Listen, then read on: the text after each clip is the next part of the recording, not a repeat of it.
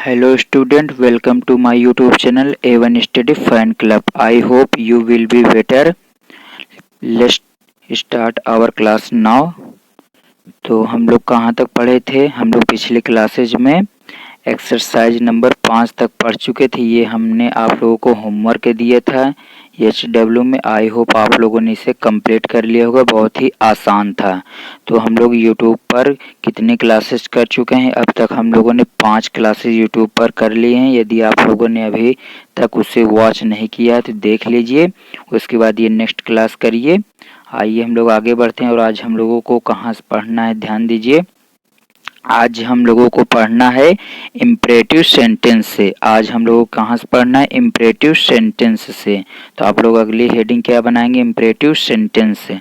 तो ध्यान दीजिए, इसमें कौन कौन से वाक्य आएंगे। पहला वाक्य आएगा किसमें?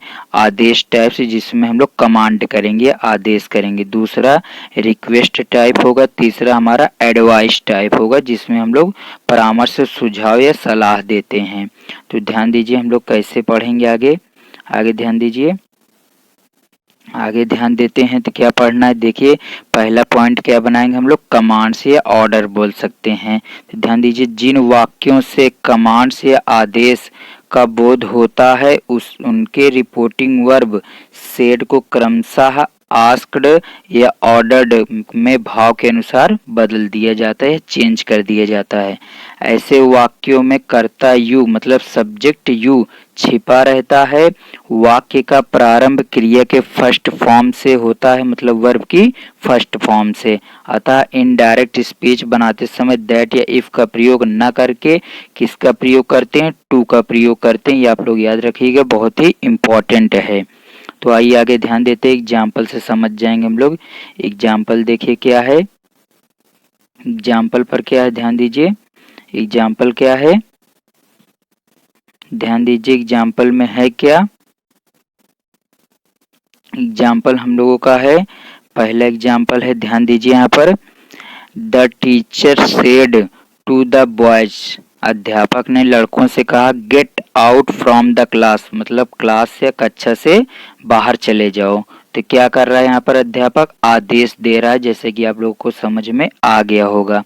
तो आदेश दे रहा है, तो यहाँ पर क्या हो जाएगा? ध्यान दीजिए, इनडायरेक्ट फॉर्म जब इसका चेंज करेंगे तो the teacher ordered the boys, किसको ऑर्डर दे रहा है? बॉयज को। टू, अब यहाँ पर देखिए गेट हमारी वर्ब है, इसके पहले क्या लगा दिए? टू, किसके स्थान पर? कॉमा, इन्वर्टेड कॉमा की जगह। तो टू हो गया gate out from the class, वैसे उतार देंगे। तो ये समझ में आ गया होगा। आगे ध्यान देते हैं, अगला एग्जाम्पल क्या है। नेक्स्ट एग्जाम्पल है call the first witness said the जज। विटनेस मतलब क्या होता है? विटनेस मतलब होता है गवाहीदार या गवाहदार, जिसे बोलते हैं साक्ष्य जिसे बोलते हैं। तो सेड द जज, कौन कहा? जज ने कहा कि क्या करना है? कॉल द, बुलाओ, किसको? फर्स्ट मतलब पहले गवाहदार को बुलाओ, को इसने कहा, जज ने कहा। तो जज क्या करेगा? ऑर्डर ही तो देता है, आप लोग जानते होंगे। द जज ordered to call the first witness. तो यहाँ पर क्या हो जाएगा? टू हम लोग जोड़ने के लिए लगा दिए, बाकी पूरा पुराने रूल के हिसाब से हो गया। आगे ध्यान देते हैं, और ध्यान दीजिए आगे है क्या। आगे ध्यान दीजिए, आगे क्या है। आगे एक नोट पॉइंट आप लोग डालेंगे और उसमें लिखेंगे क्या? ध्यान दीजिए, यदि आदेश निगेटिव हो, मतलब निगेटिव फॉर्म में हो, डू नॉट का प्रयोग किया गया हो, तो ऐसे वाक्यों में डू को हटाकर नॉट के बाद टू को लगा दिए जाती है, टू का प्रयोग करते हैं। अथवा डू नॉट दोनों को हटाकर फॉरबेट का प्रयोग भी कर सकते हैं, टू लगाया जाता है। ये दो तरीके से बनता है, ध्यान दीजिए कैसे। जैसे देखिए पहला एग्जाम्पल क्या है, he said to me do not laugh at me, मतलब उसने मुझसे कहा मेरे ऊपर हंसो मत। तो यहाँ पर क्या हो जाएगा? ही आस्क्ड मी, उसने मुझसे कहा क्या? तो यहाँ पर देखिए कॉमा इंटरेट कॉमा, यहाँ पर डू था तो डू को हम लोग हटाकर क्या लगा दिए? नॉट। उसके बाद फिर नॉट की जगह तो डू को हटा ही दिए, तो बचा क्या? नॉट। उसके बाद फिर वर्ब के पहले क्या लगा दिए? टू। याद रखिएगा आप लोग, वर्ब के पहले टू लगाइएगा, क्योंकि ये क्या बनेगा मिलकर? ये दोनों मिलकर बन जाएंगे इन्फिनेटिव। क्या बन जाएंगे?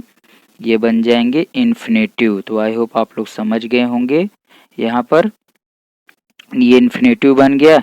तो ध्यान दीजिए क्या हो जाएगी, ये इन्फिनेटिव बन गई, उसके बाद एट हिम लिख देंगे। तो यहाँ पर हिम के मी के हिसाब से यहाँ पर क्या हो गया, ही के हिसाब से यहाँ पर हिम हो गया। आगे ध्यान देते हैं, इसका दूसरा फॉर्म क्या है, ही फॉरबेड मी। अब यहाँ पर हम लोग नॉट का प्रयोग नहीं करेंगे, क्यों नहीं करेंगे, क्योंकि फॉरबेड में ही नॉट का यूज हो गया है, इंक्लूड है इसके अंदर। उसके बाद टू लॉफ एट हिम, तो इस तरीके से भी बना सकते हैं।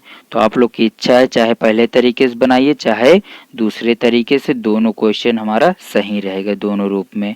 तो ये वाला भी आप लोग बना सकते हैं और ये भी फॉर्म बना सकते हैं। दूसरा एग्जाम्पल ध्यान दीजिए, दूसरा एग्जाम्पल क्या है, दूसरा एग्जाम्पल है हमारा, यहाँ पर ध्यान दीजिए दूसरा एग्जाम्पल क्या है, दूसरा एग्जाम्पल ध्यान से समझिए, बहुत ही इंपॉर्टेंट एग्जाम्पल है। The teacher said to the boys do not speak loudly, मतलब तेजी से मत बोले या शोर मत करो। तो टीचर क्या करेगा, ऑर्डर करेगा, ध्यान दीजिए। तो the teacher order the boys, आप लोग इसी तरीके से बनाएंगे, बहुत ही आसान रहेगा। इसमें केवल हम लोग को डू हटाकर, उसके बाद जब डू हट जाएगा बचेगा क्या, नॉट, और यहाँ पर वर्ब क्या, स्पीक, तो स्पीक के पहले क्या लगा दिया, टू, बाकी उसी तरीके से उतार देंगे। यदि आप लोग इस तरीके से बनाना है तो फॉरवर्ड लगा के ऑब्जेक्ट लिखकर डायरेक्ट स्पीड के पहले, स्पीक के पहले टू लगा दिए, उसके बाद फिर वैसे उतार देंगे। तो आई होप आप लोगों को ये भी समझ में आ गया होगा। आगे ध्यान दीजिए क्या है, आगे बढ़ते हैं हम लोग, आगे देखते हैं अब दूसरा नंबर पॉइंट क्या बनेगा। दूसरा पॉइंट हम लोगों का बनेगा रिक्वेस्ट या निवेदन। तो यहाँ पर क्या हो जाएगा, ऐसे वाक्यों में सेड टू के स्थान पर किसका यूज करेंगे, रिक्वेस्टेड का प्रयोग करते हैं। यदि प्लीज या काइंडली शब्द लगा हो तो इसे हटा दिया जाता है, याद रखिएगा। जिस वाक्य में सर या मैडम का प्रयोग होता है उसे हटाकर रिस्पेक्टफुली का प्रयोग किया जाता है। तो ये तीनों पॉइंट आप लोग याद रखिएगा। देखिए एग्जाम्पल क्या है, एग्जाम्पल ध्यान से समझिए, एग्जाम्पल क्या है, एग्जाम्पल अच्छे से देखते हैं हम लोग, क्योंकि एग्जाम्पल क्या होता है, एग्जाम्पल इम्पॉर्टेंट होता है। तो पहला एग्जाम्पल क्या है, पहला एग्जाम्पल है he said to me please give me your pen, उसने मुझसे कहा कि कृपया अपनी पेन मुझे दे दो। तो ध्यान दीजिए ही सेड टू मी, तो वह रिक्वेस्ट कर रहा है, रिक्वेस्ट कहाँ से पता चलेगी, यहाँ से पता चले, क्योंकि प्लीज शब्द ही रिक्वेस्ट के लिए आता है। तो ध्यान दीजिए क्या हो जाएगा यहाँ पर, तो यहाँ पर हो जाएगा प्लीज है तो ही रिक्वेस्टेड मी, तो ये यही उतार दिए। उसके बाद फिर टू, यहाँ से प्लीज को हटा देंगे, वर्ब पहले केवल टू लगा देंगे, उसके बाद फिर मी है यहाँ पर, तो ये ही के हिसाब से क्या हो जाएगा, यहाँ पर हिम हो जाएगा। और माई पेन, मेरी पेन देने की बात कर रहा है ना अपनी, तो माई पेन हो जाएगा। तो ही रिक्वेस्टेड में उसने मुझसे रिक्वेस्ट किया, कहा टू गिव देने के लिए हिम उसको माई पेन मेरी पेन। तो अगला ध्यान दीजिए, अगला क्या है, अगला है Ram said to me sir help me. तो ध्यान दीजिए राम रिक्वेस्टेड मी रिस्पेक्टफुली, तो अगर सर का यूज किए हैं यहाँ पर तो क्या लगाएंगे, respectfully to help him. Him किसके हिसाब से बदल गया, मी के हिसाब से, क्योंकि उसकी मदद करने के लिए बोला, किसकी, थर्ड पर्सन की। तो आई होप आप लोग समझ गए होंगे। आगे ध्यान देते, आगे क्या है, आगे ध्यान दीजिए, आगे है क्या, अगला पॉइंट क्या है, ध्यान दीजिए। अगला पॉइंट है हम लोग को समझने के लिए, कभी कभी क्वेश्चन के माध्यम से निवेदन किया जाता है, ऐसे वाक्यों में कैन कुड विल वुड का प्रयोग किया जाता है। ऐसे वाक्यों को रिक्वेस्ट के समान ही इनडायरेक्ट स्पीच में बदल देते हैं, जैसे पीछे बदलते आ रहे थे। तो ध्यान दीजिए क्या है यहाँ पर,